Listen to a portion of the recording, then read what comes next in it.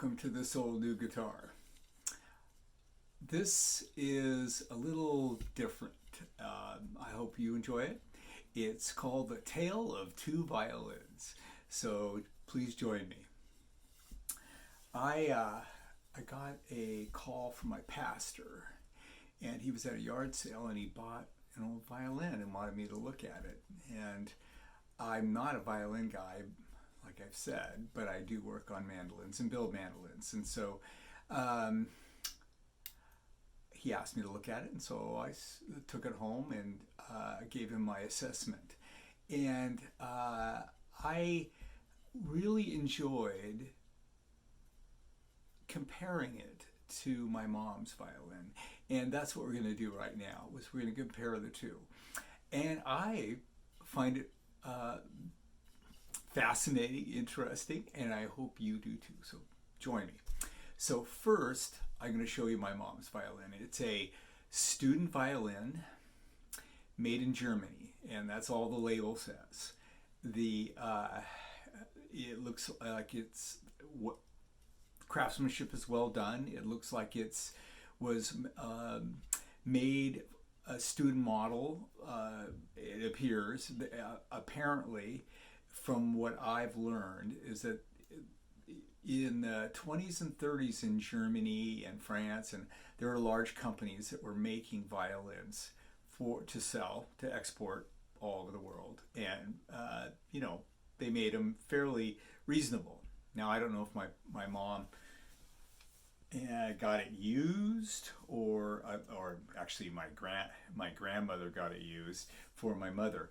But anyway, it's been kept in good shape. In fact, I even loaned it out for a while, and I did get it back because it's a family heirloom.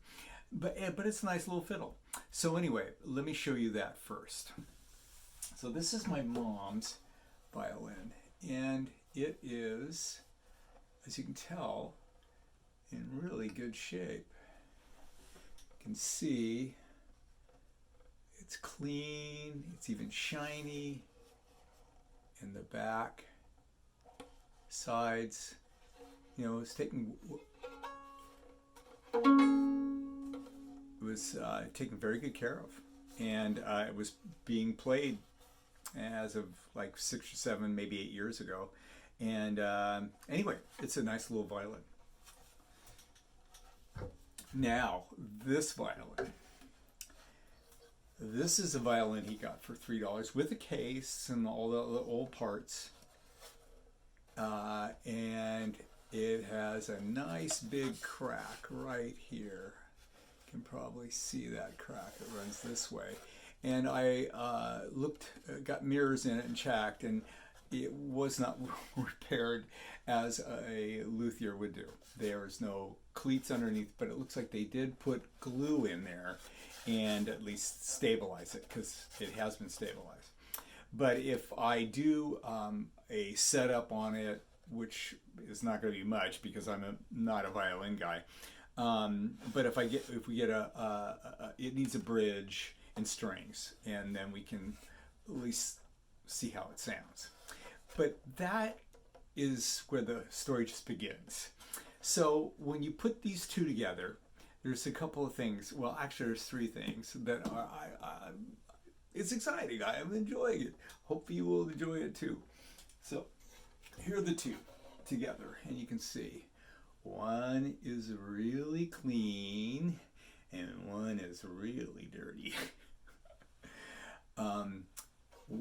One has really wide grain, beautiful fiddleback maple, but this one has incredibly fine fiddleback maple. One has an ebony nut. This one, the other one, has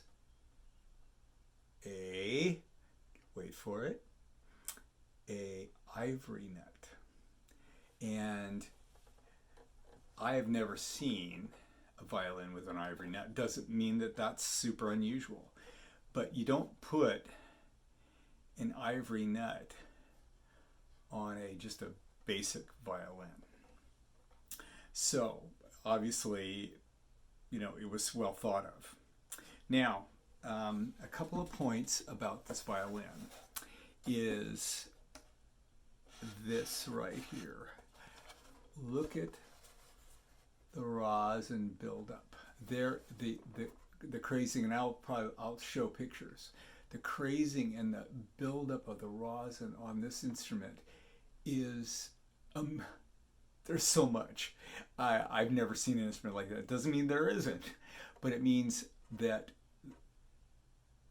nobody obviously ever cleaned the rosin off of it, but also how much this was used, how much this was loved, and possibly how good this sounded.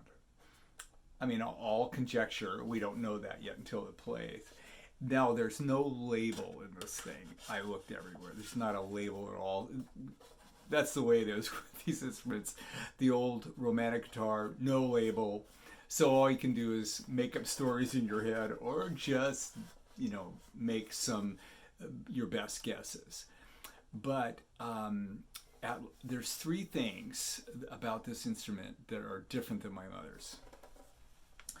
My mother's is super clean, but just uses as for a student learning to play, and she didn't really play too much after high school, so it just stayed in the case.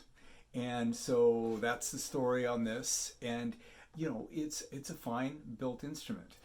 I've noticed that the button on the back of the neck right here is nicely shaped. The button on the back of this instrument I thought was a little clunky. So, I mean, that may go with the no label, this, I don't know, it just looks a little clunky to me. So, we're not talking about Stradivarius here, or anything like that. But look at the wear on the back. It almost has a person's face as a head, and their torso, and their big bottom. Anyway, there's a lot of wear on this. The patina, it wore, and then of course all the amount of, sweat and rosin buildup. It tells me that this was a loved instrument and deserves to be either a wall hanger or to play again. So I may not do all the setup. I just, may do a few things. But I don't think he has his children are awful young, and I don't know if any of them want to play the fiddle. And I guess that'll mean whether they use it or not. But anyway, this is the tale of two violins. One that was used little, but belonged to my mother's, and I love it.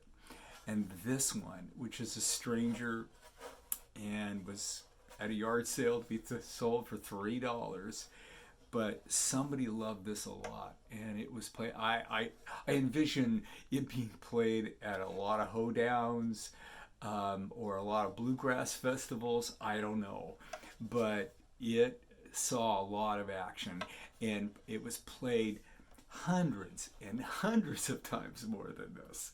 It doesn't mean maybe this was always cleaned, but my guess is that it was used an immense amount of time. And so it tells me, as a instrument player myself, that, and you can guess that somebody liked this a lot and was used, and it was used and used and used and used.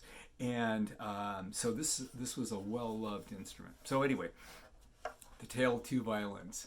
This has an incredible story, and if the very least, it deserves to be a wall hanging. I mean, some people, love everything to look pristine, and other people love patina and wear. This, to me, is absolutely beautiful. It's beautiful. The other violin is beautiful too, but this has its own beauty. Anyway, thanks for joining me. This is this whole new guitar plus violins. Anyway, the Tale of Two Violins, and I hope you enjoyed it. Thank you.